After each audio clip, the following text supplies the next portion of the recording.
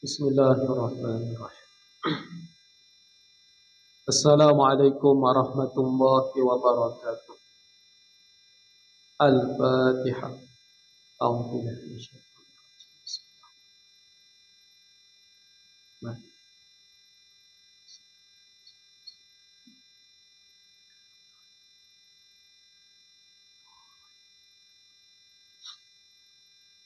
Alhamdulillahilladzi hadana li hadza wa ma kunna linahtadiya laula an hadana Allah. May yahdihillahu fala mudilla lahu wa may yudlil fala hadiya lahu. Wassalatu wassalamu ala rasulihil mustafa sayyidina Muhammad sallallahu alaihi wasallam wa ala alihi wa ashabihi wa man tabi'ahum bi ihsanin ila yaumiddin, amma ba'd.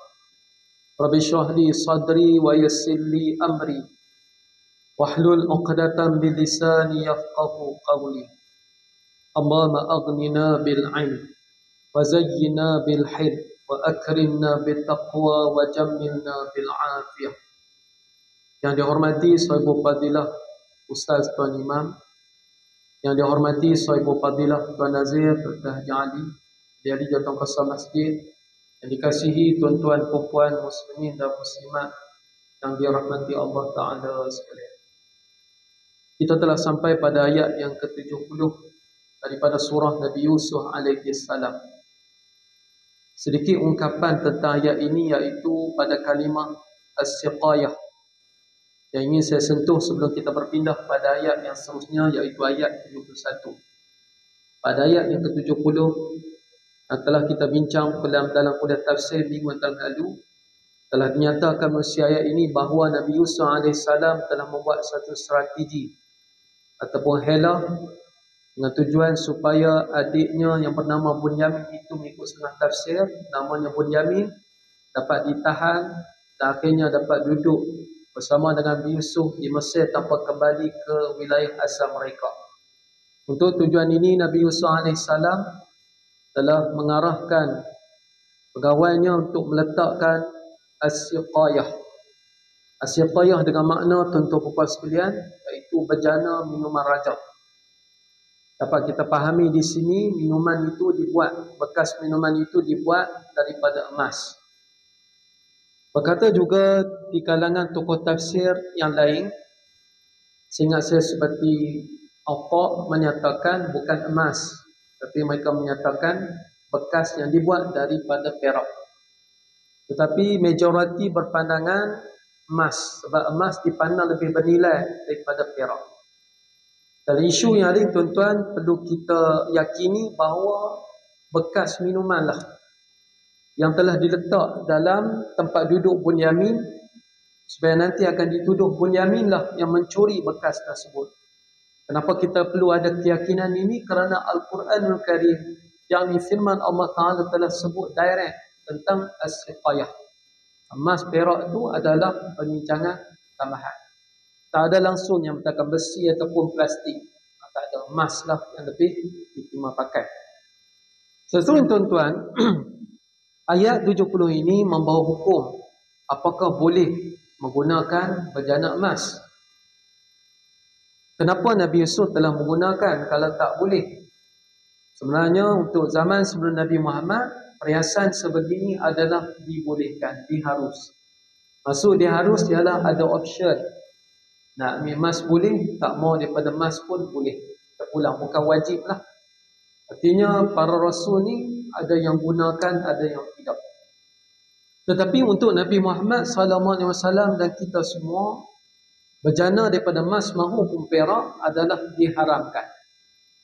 Tetapi perhiasan bagi puan-puan wanita, emas adalah dibolehkan. Tetapi wanita dan lelaki tak boleh guna pinggan, mangkuk, sudu, atau lagi lah bekas minuman pada emas dan perak. Terdapat hadis yang sahih di mana menyebabkan seluruh ahli fiqh bersepakat terhadap pengharaman menggunakan bekas tersebut. Di dalam kitab fiqh juga membincangkan lagi, boleh tak golongan diraja ataupun kita pergi ke istana menggunakan bekas campuran. Kalau bekas daripada emas dan perak, semua sepakat. Disebabkan jelas mesti hadis Nabi melarang. Dan disebutlah hadis itu diharam pada kalian, nanti boleh diguna di syurga. Di akhirat jadi halal. Satu ujian di dunia. Perbincangan lanjut, boleh tak digunakan campuran? Majoriti menyatakan tak boleh. Karena kaedahnya bila halal campur haram, jadi haram. Tetapi sebahagian daripada ahli fiqh yang dikenali sebagai fuqaha berhujah kalau kadar itu sangat sedikit dan tak nampak, masih lagi dibenarkan. Berapa dalilnya? Antaranya ialah Nabi pernah izin benda terlarang diguna. Nabi bagi kebenaran kerana benda itu sedikit sangat. Contoh sutera. Sutera haram untuk lelaki, tapi Nabi pernah izinkan kepada Sayyidina Talha kerana dia ada penyakit yang boleh berubat dengan sutera.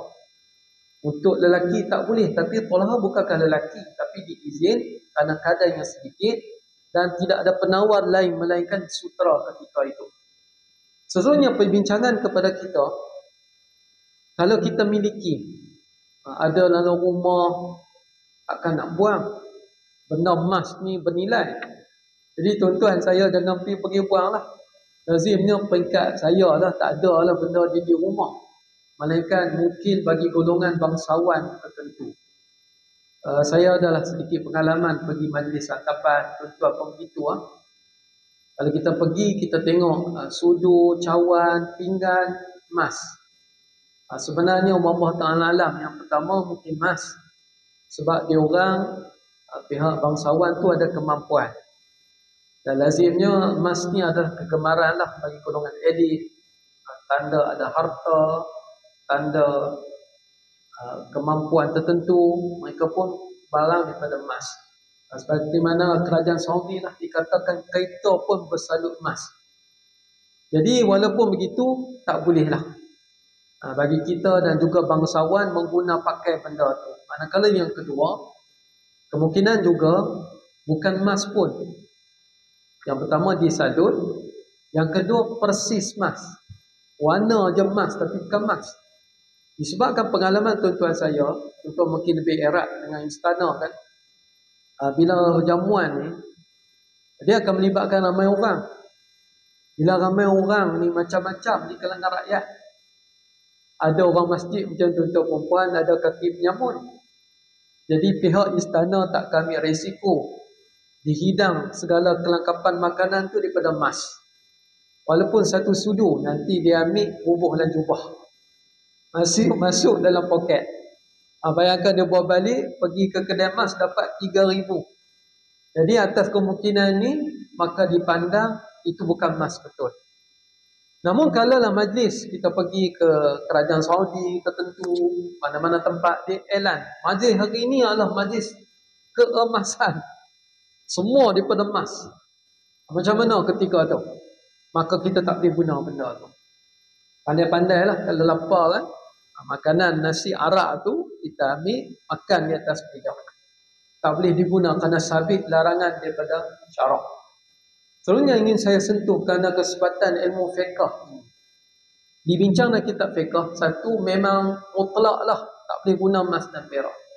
Yang kedua tadi dibincangkan tentang jampur ataupun majoriti melarang sebagai jalan selamat. Takut terkena murka Allah. Dan sebenarnya tuan-tuan, kitab fiqh menyelitkan perbincangan menggunakan bekas minuman daripada orang kafir. Orang kafir guna pinggan tu, guna cawan tu. Kita terdedah pada perkara ini bila kita makan di kedai.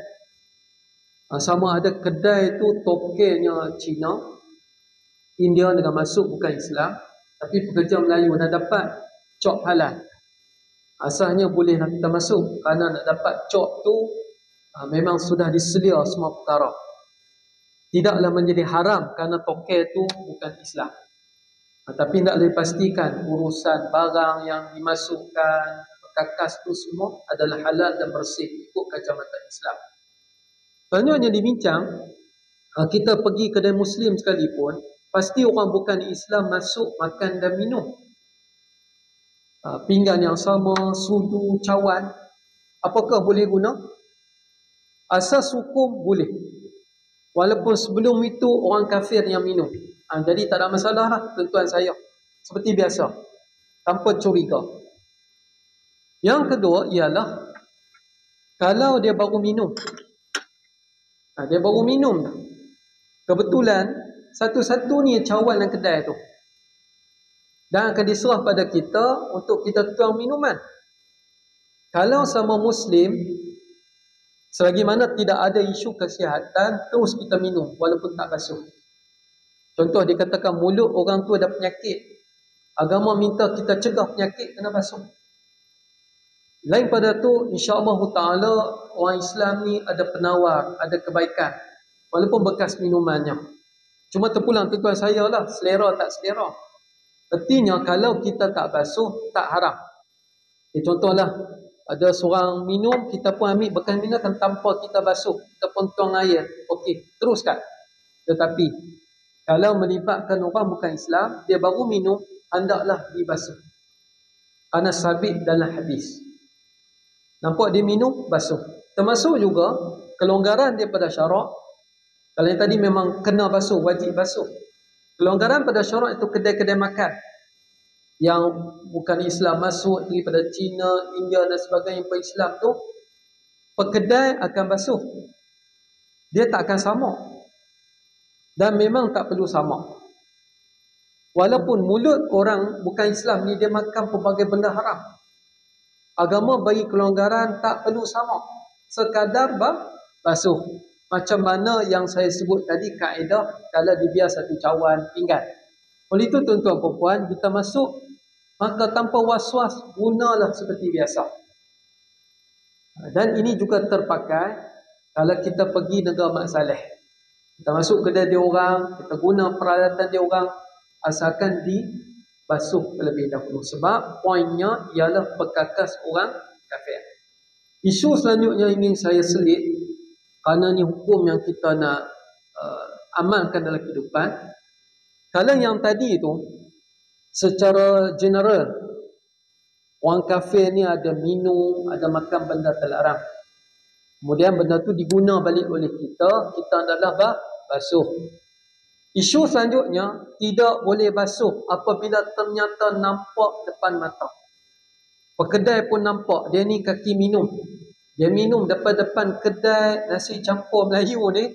Dia minum toddy, kemudian dia masuk minta teh tarik secawan. Bayar dia minum.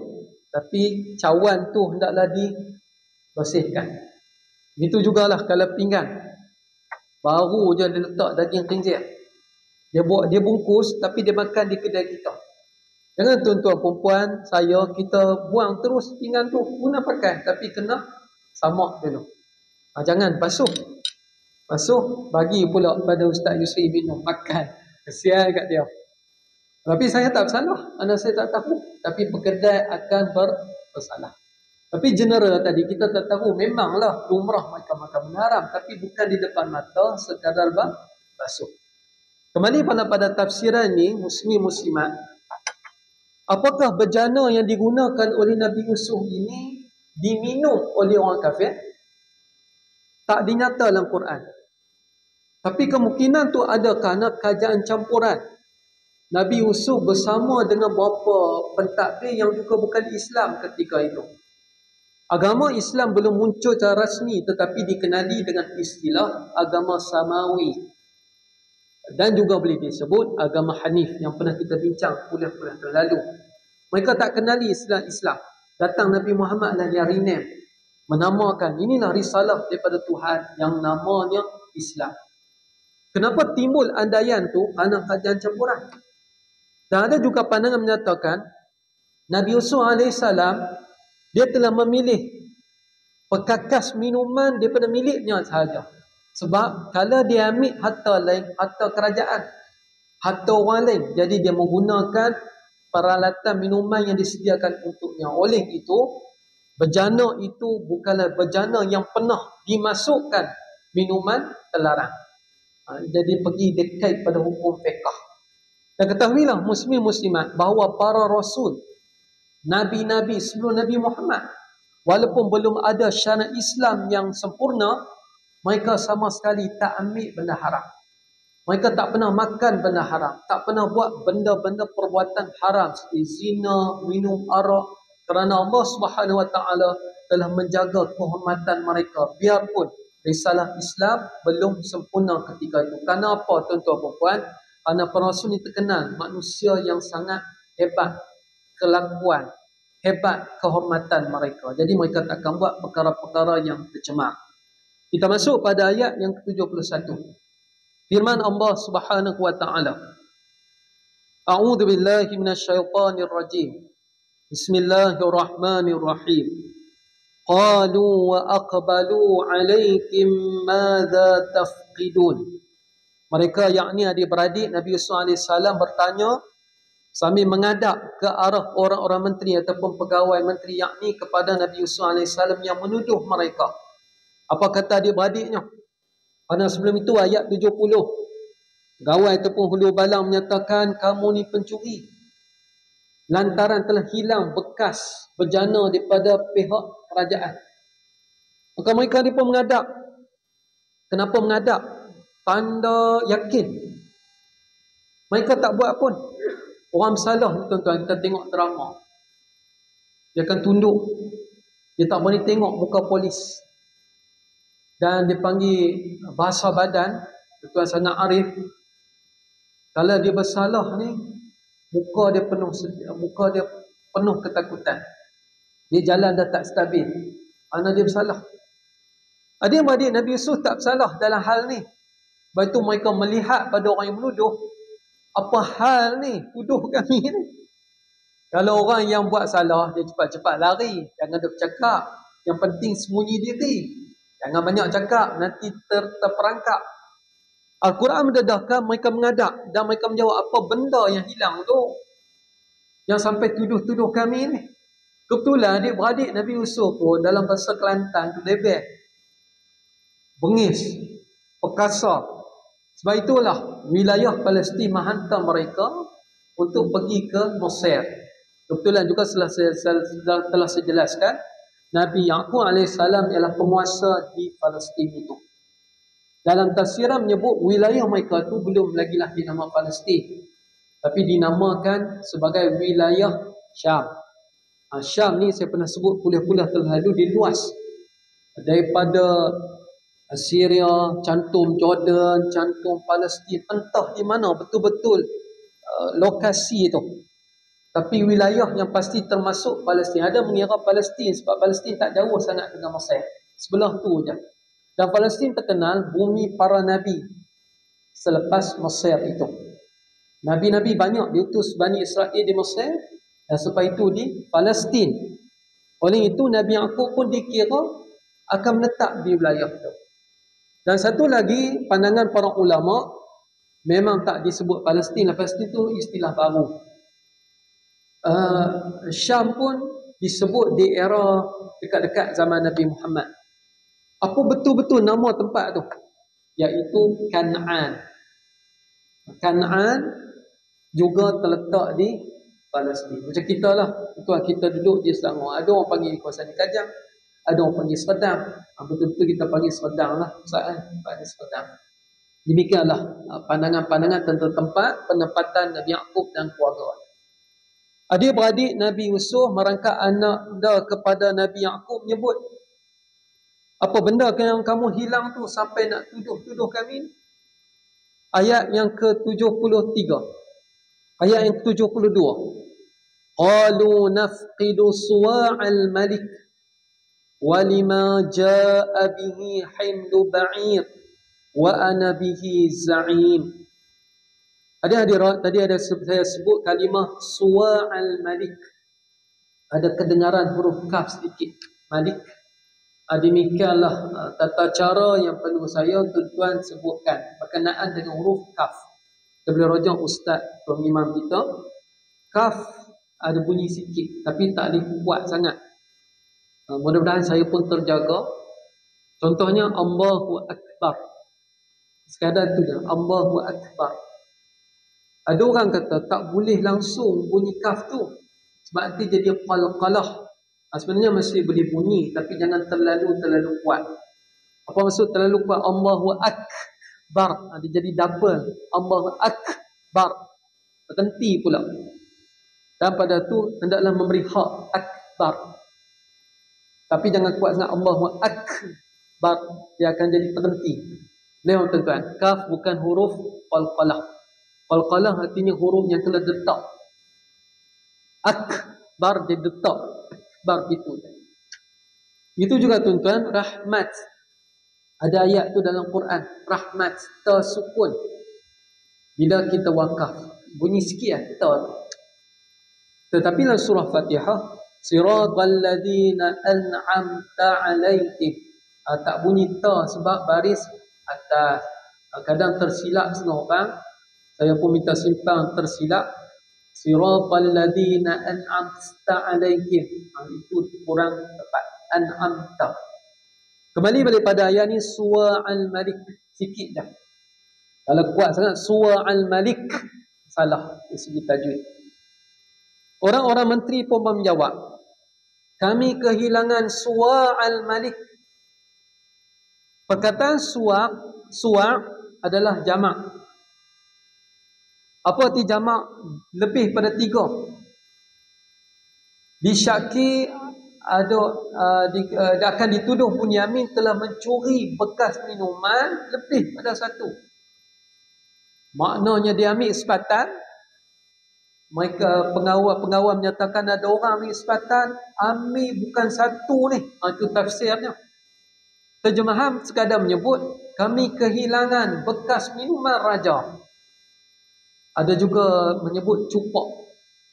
Lebih tepat bekas minuman. Tafsir Ibn Rahman menulis cupak. Dan saya mengamati mungkin bermaksud tadahan. Untuk memasukkan beras, boleh gandum, minuman cecair. Itu maksud juga bejana. Masih umum.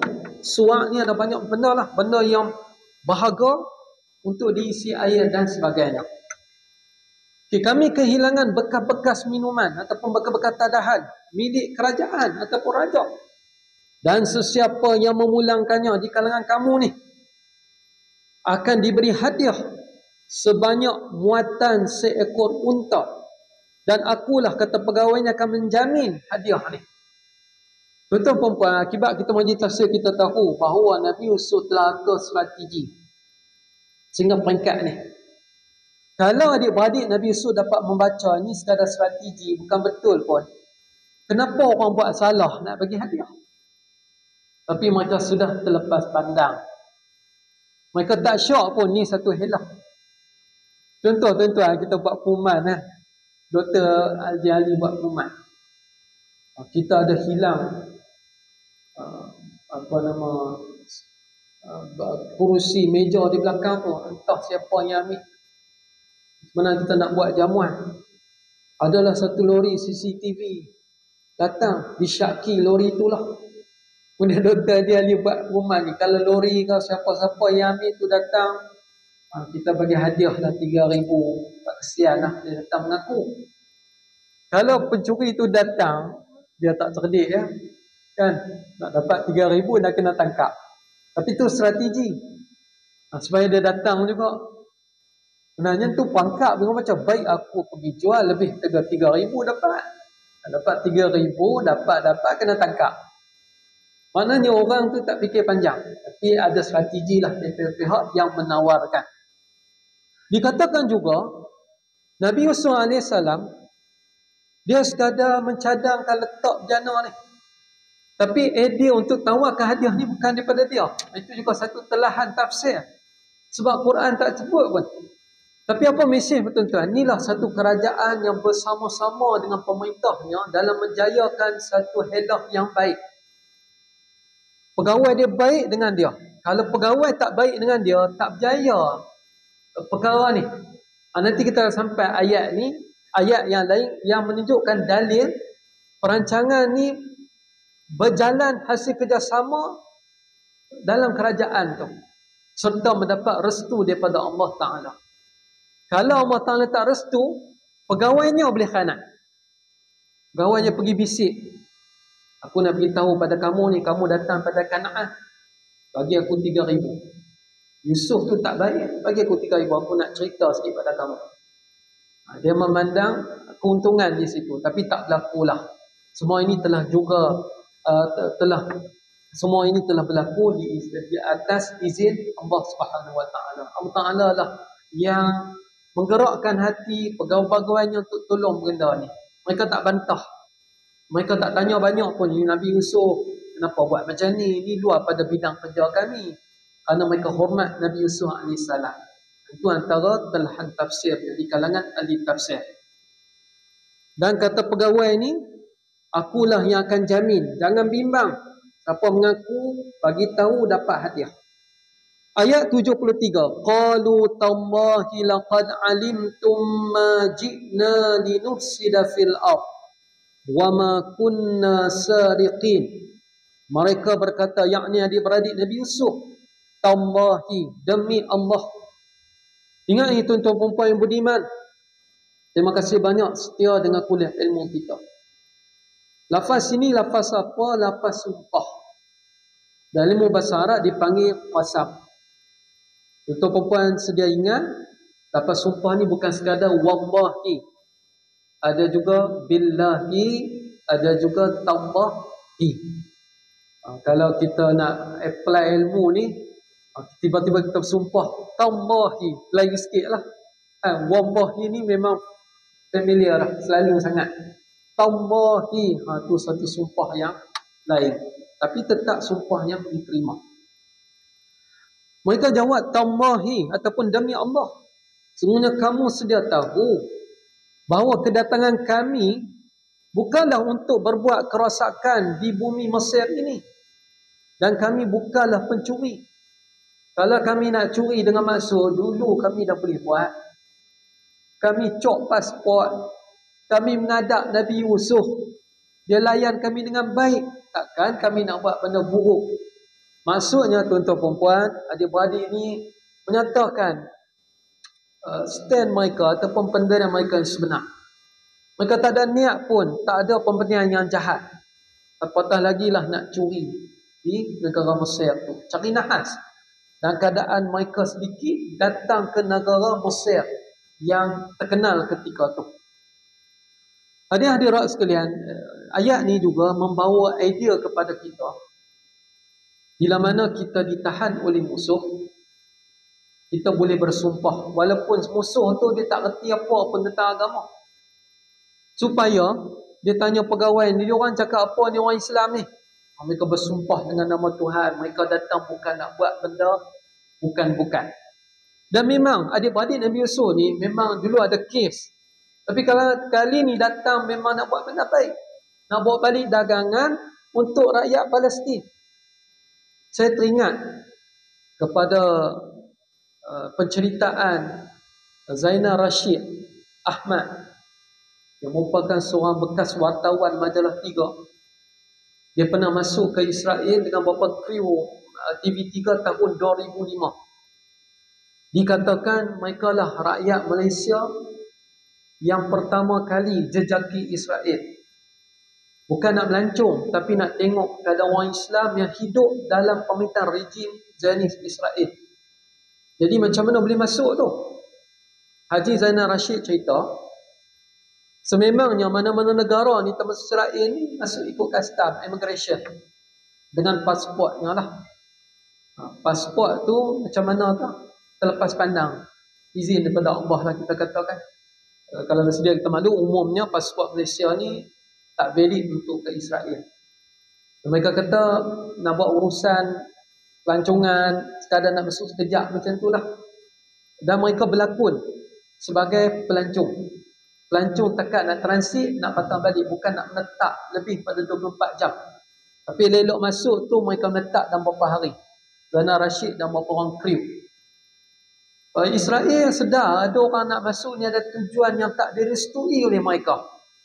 Oleh itu, walaupun dengan alasan nak masuk transit, entah macam mana saya tak tahu, macam mana boleh masuk juga atas urusan pasport tu. Biarpun begitu, pihak immigration Israel tahan. Nak tengok dulu, nak soal siasat. Haji Zainal Rashid ni pun ditempatlah dengan kawan-kawan dia ke satu tempat. Ada CCTV. Pegawai Israel pun datang interview. Tanya betul-betul ni apa tujuan. Mereka dah rancang, Haji Zainal Rashid dah rancang, kita pakaian ni betul-betul macam pelancong. Kena pandai-pandai lah sembunyi, alat kamera rakam, apa semua ni, pandai-pandai. Dan mereka berjaya lah, entah macam mana. Cara pakaian pun kena tiru Mat Saleh. Tak boleh pakai macam kita baju Melayu, apatah lagi ketayak, songkok. Dan mereka berbekalkan rokok. Duduk situ buat rempang, cakap lucah, cakap ngarut. Macam orang tak Islam lah. Kerana mereka faham CCTV sedang tengok. Dan body language mereka pun tengok. Kami ni tak sabar nak melancong. Jadi selepas itu Israel pun yakin. Israel pun bebaskan mereka, benarkan mereka untuk masuk ke Israel. Kembali pada baik hadirin hadirat sekalian. Kelibat ataupun gaya badan adik-beradik Nabi Yusuf ni dengan mengadak, dengan bercakap ni, ternyata mereka bukan orang bersalah. Patutnya pegawai memang akan lepas lah.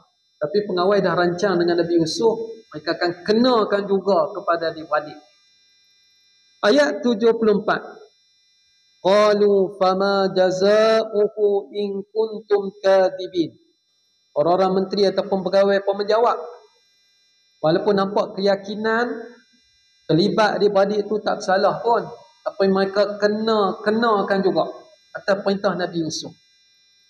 Mereka pun bertanya apa balasan terhadap pencuri itu. Maka apa balasan pencuri itu?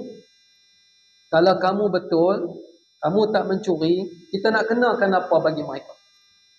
Dan kalau kamu bersalah, kamulah yang akan kena benar ni. Boleh tak tuan-tuan? Ini ayat pangkat. Pegawai tanya, okey baiklah kamu betul lah. Kalau kamu betul, kamu tak curi. Kalau ada kalangan kamu curi, kita nak kenakan apa bagi mereka ni? Dan kalau ternyata kamu mencuri, kamu akan kena benda yang kamu nak kenakan tu. Maka dia beradik Nabi Yusuf yang berasa tak salah langsung, mereka tak buat kes pun, mereka pun menjawab. Ayat 75. Qalu jazauhu man wujida fi rahlihi fahuwa jazauh. Kadzalika najzi adh-dhalimin. Mereka menjawab, balasannya patutlah orang mencuri itu kena balasan. Kerana kami tak mencuri pun. Iaitu kalau benda ni ada di kenderaan mereka, dialah yang akan dibalas dengan hukuman yang berat. Demikianlah kami juga sudi membalas kepada orang yang buat jahat di negeri ini.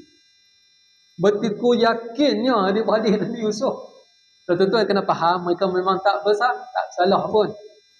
Tapi mereka dah bagi satu suara, satu pandangan. Tuan, kami tak curi. Tapi ada yang mencuri ni, kalau ada, kena. Memang patut. Tengok-tengok mereka didapati bersalah. Tak terlepas. Sebab hukuman tu neri, mereka neri sudi. Apa jawab para pegawai itu? Menerusi ayat 76. Fabada bi'aw'iyatihim qabla wi'a'i akhi. Thumma istakhrajaha min wi'a'i akhi. Kadzalika kidna li Yusuf. Ma kana liya'khudha akhahu fi dinil maliki illa an yasha Allah. Narfa'u darajatin man nasha' wa fawqa kulli dhi ilmin alim. Maka pegawai pun mulalah siasatan dengan cara diminta kepada Al-Aziz. Siapa Al-Aziz di sini? Nabi Yusuf. Ingat tuan-tuan, kuliah tafsir lalu Al-Aziz gelaran kepada pemerintah di situ. Kalau dulu Al-Aziz tu orang lain, kali ni dia pula pegang jawatan. Maka dikerahlah ketua mereka Al-Aziz ataupun Nabi Yusuf memeriksa tempat-tempat barang mereka. Ni semua drama supaya nampak betul-betul soal siasat. Sedangkan tuan-tuan, watak utama tadi, pegawai tadi cakap kami akan kenakan, ada dengan kamu mencuri. Tapi nak kata operasi ni serius, serta-merta telefon lah. Nabi Yusuf datang kejar. Tuan berhak untuk kenali barang tuan ni. Semua ni tuan-tuan, tingkah laku yang patut adik-beradik Nabi Yusuf dapat kesan. Kamu pegawai yang hebat, Kamu pakai ACP sarjan apa semua ni, buat nyeri lah ni, kena telefon PM datang apa cerita. Bukan hilang juta pun, takat 2-3 bekas je. Tuan-tuan, kenapa? Allah Ta'ala tolong. Dan ini semua nak sabitkan Nabi Yusuf ni datang tengok adik-beradik yang sekali lagi. Nabi Yusuf pun mula bercerita, memeriksa. Dan sebenarnya ini menggambarkan satu benda yang serius. Walaupun sikit, kerajaan marah. Apatah lagi curi dengan benda yang lebih banyak. Memeriksalah Nabi Yusuf tempat-tempat barang mereka, iaitu di kenderaan-kenderaan mereka. Sebelum diperiksa kali yang terakhirnya pada tempat duduk Bunyamin. Ini juga strategi. Walaupun target benda tu ada pada Bunyamin, tapi tak diperiksa situ dulu. Periksa orang lain dulu. Macam drama tuan-tuan, last kali kena yang tu. Tutup drama. Cari dulu A sampai Y, baru yang Z. Yang Z itulah yang Bunyamin. Demikianlah kata Allah, demikianlah kami jayakan rancangan untuk menunaikan hajat mulia Nabi Yusuf AS. Ada yang boleh tengok ayat 76 pada kalimah kidna di Yusuf. Perkataan ini berasal pada perkataan kidnun, helah yang baik. Kidnun ni helah yang baik. Contohlah hari ni ada orang buat AI video, polis datang rumah. Bukan polis datang betul pun. Polis datang tangkap anak. Lalu dia ni pun viralkan video ni.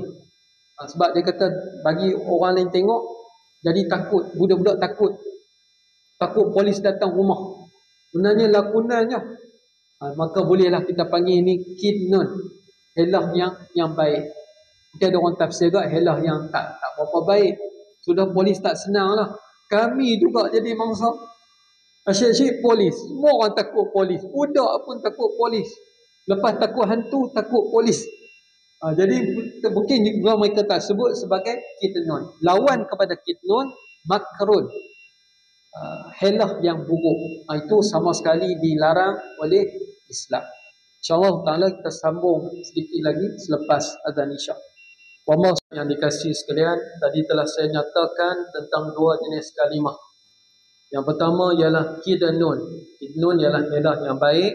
Lawannya ialah makrun, helah yang buruk.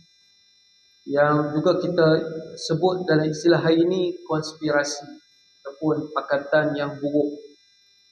Contoh kidnun yang boleh kita lakukan, amalan hidup ni adalah sebagaimana kata Imam Ghazali, mendamaikan dua orang Muslim yang bergaduh.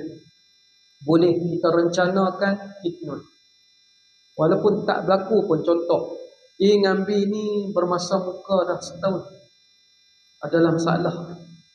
Kita ni kenal dua-dua ni, dan kita pun sekali mereka ni 3 orang yang baik asalnya, tapi dah bersekitar 2 orang tu, tinggal kita lah yang masih baik. Jadi boleh amat dituntut kita buat rencana. Contohnya Imam Ghazali kata, si A ada puji kau, tapi entah apa butiran puji itu. Si A ada tengok kau, tapi tengok tak macam dulu lah. Tengok kali ni, tengok macam nak baik lah, tapi entah macam mana, kena ada lapik. B pula kita cakap, nampak nak baik dengan kau, tapi tak pasti lah. Nampak tengok satu macam muka pergi. Kena rencanakan, terpuji di sisi syarak. Manakala makrun pula langsung tak dibolehkan. Contoh kita tahu A ngambil ni bergaduh, A ni Muslim, B Muslim, tapi A ni perangai lagi tak elok. Dan kita tengok A ni ada potensi akan buat macam-macam, maka kita nak selesaikan, kita buat pangkal biar A tu terkorban untuk menjaga B. Itu langsung tak dibenar dalam syarak. Contohnya kita buat bagi kenderaan dia rosak, bagi dia terjumus dalam terjatuh dalam gaung, itu tak dibenarkan. Bahkan kita akan jadi pembunuh pula ketika itu. Bukan penyelesaian masalah, berdosa besar tindakan konspirasi tersebut. Dalam perang pula tuan-tuan, dalam perang konspirasi buruk adalah diizin untuk pihak musuh. Luar perang tak boleh. Meletakkan helah bagi musuh terbunuh, berlakon sebagai musuh, itu itu dibenar, bahkan wajib dalam pertempuran negara-negara Islam. Nabi SAW pernah buat hantar beberapa sahabat berlakon sebagai musuh. Dan mereka inilah yang menikam daripada belakang dan mengutip beberapa maklumat penting kepada kerajaan Islam Madinah ketika itu. Maka ini adalah dihalalkan dalam syarak. Kembali kepada ayat. Nabi Yusuf AS telah merencanakan kitnun. Ia berjalan elok satu persatu dengan izin daripada Allah SWT. Demikianlah kami jayakan rancangan untuk disampaikan hajat Nabi Yusuf. Tidaklah ia dapat mengambil saudara kandungnya itu untuk ditahan, yakni Bunyamin, menurut undang-undang raja pada mana-mana kerajaan. Mana ada boleh ambil, melainkan dibunuh ataupun ditahan dalam penjara. Tapi dia ambil dan orang lain tak sanggah. Saya sebut tadi, Nabi Yusuf ni dia pemerintah dan ada lagi pemerintah kecil-kecil ataupun kerajaan campuran. Tapi dia orang tak masuk campur. Mereka percaya pada Nabi Yusuf. Bagi kuasa pada Nabi Yusuf. Kerana mereka tahu Nabi Yusuf ni tak ada kepentingan yang lain. Mereka kepentingan yang baik. Kecuali ia dihendaki oleh Allah, maka berjalanlah strategi Nabi Yusuf AS. Dengan ilmu pengetahuan yang dimiliki oleh Nabi Yusuf, kami telah tinggikan darjatnya. Dan begitulah kami, kata Allah, tinggikan pangkat kedudukan siapa yang kami hendaki. Bukan sekadar Nabi Yusuf, mana-mana pemerintah, mana ada orang yang beriman pada Allah, Allah Ta'ala kadang angkat martabat nusi dua perkara. Satu, dengan digunakan ilmu dan amal soleh seperti kita, insyaAllah. Kita disayangi di sisi Allah berbanding ahli ibadat semata-mata. Yang kedua, ternyata dalam syarak bahawa siapa yang diangkat jadi pemimpin, sebenarnya diangkat kedudukan oleh Allah. Dengan syarat dia orang baik, dia beramal soleh. Tapi kalau dia tak beramal soleh, dia angkat sebagai pemimpin, bukan diangkat kedudukan, tapi sebagai ujian dalam hidup. Tuhan akan tambahkan lagi dosa padanya menerusi ujian kepimpinannya. Sekarang melega isu kenyataan daripada Menteri Wakaf Mesir yang menyebut secara ringkas, dia kata tamadun purba Mesir bukanlah tamadun ke arah membina kuil dan berhala, tetapi tamadun kepada keimanan pada Tuhan. Ucapan ni kontroversi kerana dia letak ucapan dia ni dalam statement rasmi bagi pihak Kementerian Wakaf Mesir. Saya kenal ilmuwan tersebut, anak murid kepada mantan mufti Mesir, seorang yang cukup berilmu, mempunyai kepakaran dalam bidang usul fiqh. Dan saya pernah sentuh dalam kuliah, Mesir ni menghadapi masalah gelombang politik yang sangat dahsyat, yang akan menyebabkan orang menerima pelbagai risiko lebih teruk pada negara-negara lain. Jadi orang tak mau ambil risiko. Dan Menteri Wakaf ni, dia keluar kenyataan ni, ada orang menyebut dia nak ambil hati Kementerian Pelancongan, dia nak ambil hati ACC yang mahukan pendapatan negara bertambah melalui pelancongan. Orang datang nak tengok piramid, orang datang nak tengok bangkai Fir'aun. Jadi ke arah tu, Menteri Agama ni sebut, ini bukan tamadun berhala, ini tamadun kepada keimanan. Jadi bertentanglah dengan keadaan yang sebenar berlaku di zaman purba. Manakala versi yang kedua menyatakan, maksud keimanan tu ialah di era Nabi Yusuf. Di era pemimpin seperti Al-Aziz dulu tu. Bukan di era Fir'aun. Itu maksud dia. Dan memang ke arah keimanan. Dia akan tarbiyah pegawainya, tarbiyah adik-beradiknya, akhirnya jadi elok beriman pada Allah. Jadi macam mana kita nak imbang, tuan-tuan?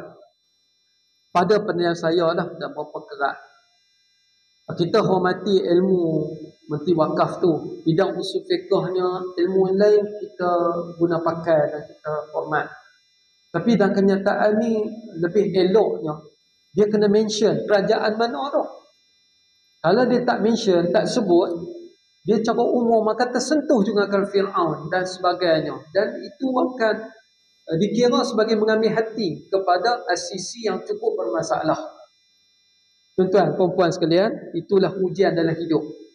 Kemudian takat penilaian saya kena dinyatakan kat jam mana dan kelihatan mana-mana ulama yang berkhidmat dengan asisi memang banyak terhutang budi lah dan banyak terpaksa berawasan lebih. Sebenarnya tak patut pun sampai peringkat tu.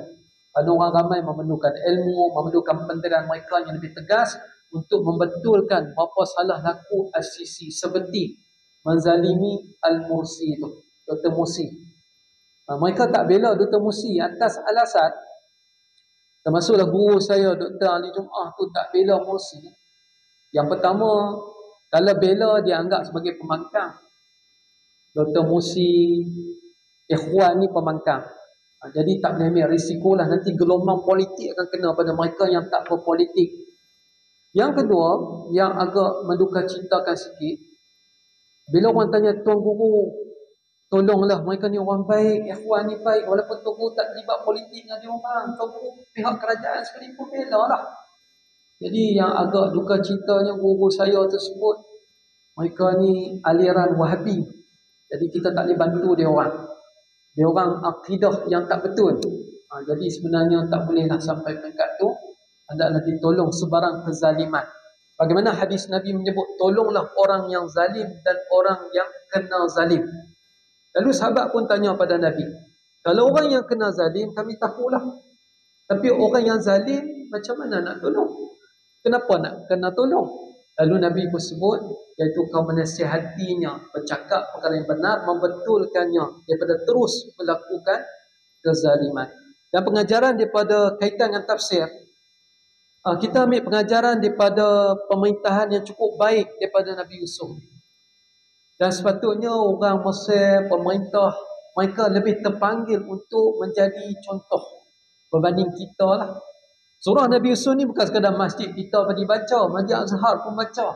Tapi mereka tak ambil pengajaran ke arah melakukan keadilan dan tingkah laku yang sama seperti pemerintah yang baik yang pernah wujud sebelum zaman Fir'aun laknatullah. Fir'aun muncul selepas zaman Nabi Yusuf alaihissalam. InsyaAllah pada kuliah bulan hadapan kita masuk apakah yang berlaku kepada Bunyamin dan adik-beradiknya. Wabillahi taufiq wal hidayah.